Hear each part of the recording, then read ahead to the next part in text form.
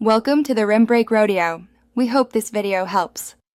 You begin by sorting the data from smallest to largest.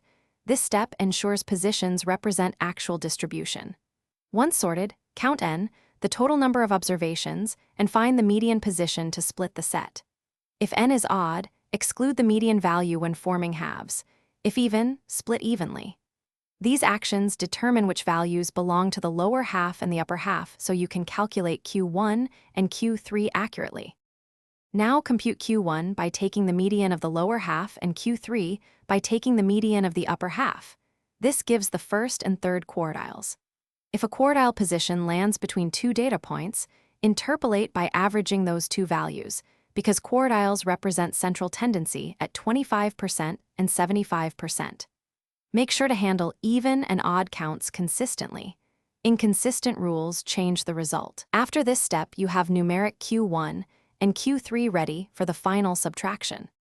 Finally, subtract Q1 from Q3. IQR equals Q3 minus Q1, which measures the middle 50% spread and resists extreme values. Once done, you can flag outliers by checking values below Q1 minus 1, 5 times IQR, or above Q3 plus 1, 5 times IQR.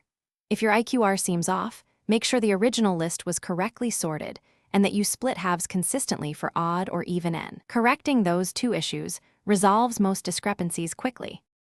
Thanks for watching. Consider subscribing if we helped you.